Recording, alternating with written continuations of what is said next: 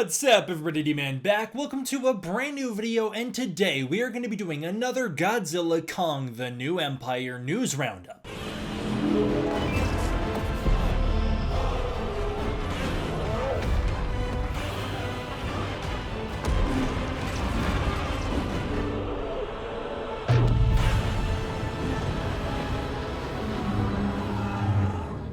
In this video, we will be continuing our chronological journey through the development of Godzilla X Kong The New Empire by talking about events that happened in October and November of 2023. This is right when the movie started to ramp up, so in this one we are going to be talking about the birth of the Godzilla Kong New Empire hype. Now technically, the hype kind of began a long time ago. It kind of began in like March or April or whenever they released that Skar King teaser promo thing where they did the title card reveal, but this is when it really started to kick off. To begin, Toho actually came out swinging with a brand new Godzilla King of the Monsters set. This was a Godzilla King of the Monsters sleeves and protector cases for like cards and other stuff. The artwork is really wonderful. I really love it. I wanted to shout it out because King of the Monsters is like by far the best Godzilla movie in the MonsterVerse, and I just love that movie so much, and oh my god, I could never stop talking about how great I think that movie is, and so yeah, I just thought it was cool. Lots of cool stuff there. Next up, Playmates Toys revealed their Godzilla vs Kong Hollow Earth set, which people thought was a vast improvement over the Hong Kong set. This ran you $24.99 at Target, and it did come with Godzilla and Kong in new repainted forms, jungle forms even. Came with some heaves, and it also came with a bunch of little cardboard diorama pieces that you could put together, including a screenshot of the movie, or really two screenshots of the movie. It's kind of goofy, kind of silly looking. I sort of appreciate it. You know, you got like a throne room and then you got like a waterfall. It's kind of neat. I have this one. I haven't reviewed it yet. I do own it though, and I'll check it out at some point. I just don't have space for it. It looks so tall.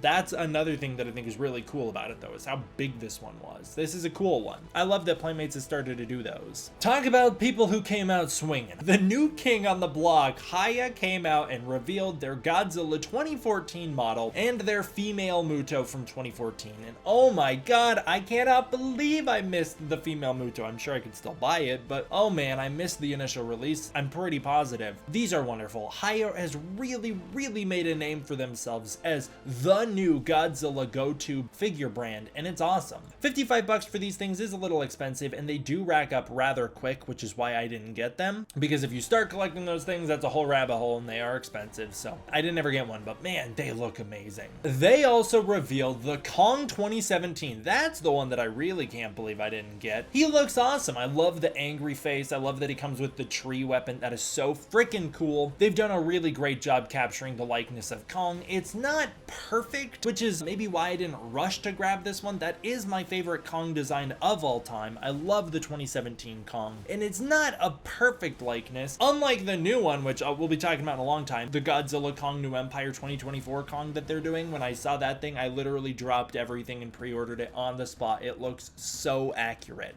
But this is great. I love it. Again, $51 for that one. Kong comes with 21 points of articulation, the tree trunk, and swappable pieces, which is awesome. They then revealed their King Ghidorah 2019, and he looks phenomenal. Too expensive and too big for me, but I love it. If I had more money to spare, like back in the day when I used to collect Monster Arts, I would be all over this. It looks way more accurate than the Monster Arts one. The paint looks incredible, and it just looks so amazing. He cuts a really imposing figure. First, they revealed a bit of his back, then they revealed him posed, and then they did a reveal of the way the wing works. The wing is incredible. They've learned their lesson from how fragile the Monster Arts one was, although this still needs stands to be able to stand up like Monster Arts, but they've learned their lessons. He can actually fold his wings in, unlike the Monster Arts ones, so he can crawl around like he does in the movie, and also so that the wings aren't as breakable. There's way more articulation within the wings. We also have a little video showing how those wings work, and they are truly incredible. 10 points of articulations in the wings alone. That is amazing.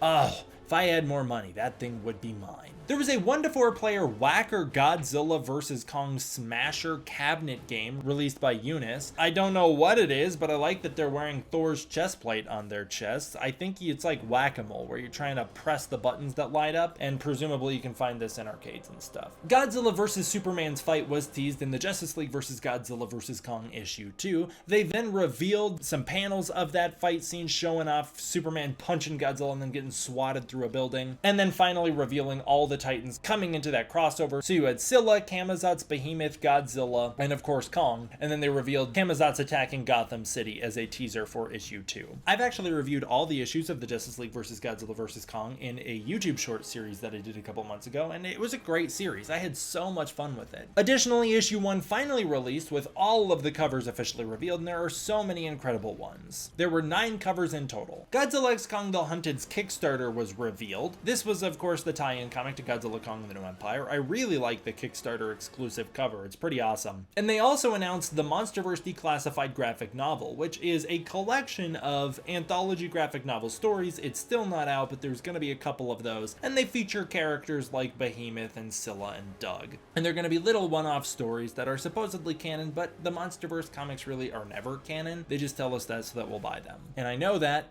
because I know the people who make the movies. We also got the official cover reveal for Godzilla Kong the Hunted. This is the artwork for it. Pretty cool cover. And then this is the cover version of that artwork. The pre-orders were opened and available, and it did release on April 16th. The Godzilla X Kong the New Empire novelization also released on April 16th. Here was a cover for it. This was a placeholder cover before we got the official one. Looks pretty good. Once again written by Greg Keyes, who wrote the King of the Monsters novelization and the Godzilla vs. Kong novelization. The MonsterVerse revealed its new logo, just that little MonsterVerse logo, which I like quite a bit. Then Legendary tweeted out that they were officially continuing the MonsterVerse as a reference to the hashtag Continue the MonsterVerse, which grew in popularity following the release of Godzilla vs. Kong in theaters, and they were just doing it as a way to hype up that they were going to start marketing New Empire. Adam Wingard was then announced for CCXP. New MonsterVerse wallpapers with Skar King's handprints all over them were revealed. That was such a cool way to tease where things were headed. I really loved that. Then on their Instagram, they teased Skar King's handprints as being in Kong Skull Island and Godzilla vs. Kong. Once again, just to be clear, I do know some of the filmmakers who work on the MonsterVerse stuff, and I can confirm that the handprint in Kong Skull Island is King Kong's hand. It is not Skar King's. It was never supposed to be. It was always Kong's hand, bloodied up from the helicopters. The reason it's bigger than Kong ever was is because they changed the scale so that it looked cooler, much like how Kong is actually like a couple thousand feet in the shot of the helicopters flying at him, or how Godzilla's size changes depending on literally every frame of the movie and what they want him to look like next to buildings. I know KOTM has reported that it is supposed to be Skar King's hand and that there were meetings held all the way back in the day where Jordan Vogt Roberts said that it was going to be a different creature that left that handprint. I'm telling you, that isn't accurate. I don't know why KOTM got a little confused about that. He might have some wires crossed. That isn't the case. I can confirm that for you. Godzilla Kong the New Empire had a CCXP booth. It's pretty awesome. I did talk about this back in the day when this was all going down in the moment. You can go check out a video for a more in-depth talk there. I love the skulls. I love the whole setup. The whole thing looks awesome. I thought that was so cool that they did that. Then they revealed the Skar King handprint poster, which still to this day is my favorite poster for Godzilla Kong the New Empire, followed with the Godzilla poster and the Kong poster of their handprints. Those posters, all three of them, comprise my favorite bits of marketing for the New Empire. I thought those 3 posters alone spoke volumes. I thought they were so awesome. They were so cool, and they make for great t-shirts as well. Really cool stuff there. And finally, to end it all off, we have a parody version, a Mechanicon poster made by Tamacharo. This guy is like the biggest Mechanicon fan of all time on Twitter. It is so funny. That would just make the movie all the better. And honestly, in a movie where Kong has a biomech glove that shoots lightning, Mechanicon is seeming a lot less far-fetched these days. Maybe Mechanicon, maybe it's about time. And then we'll have Godzilla and Mechanicon 1v1 because, of course, King Kong got to fight Mechagodzilla, so it's only fair. And that will do it for this one, you guys. Once again, I did have a video covering some of this stuff actually in the moment, more in-depth back when it was going down, so you can go check that out if you want. Obviously, it's outdated, but to each their own. As always, I want to give a huge thank you to my patrons over on Patreon. If you want to check out the Patreon, you can use the link in the description below where you can get early access to content, access to the Discord community, and more. Thank you all for watching. I hope you enjoyed. I will see you all next time for the next one. D-Man out.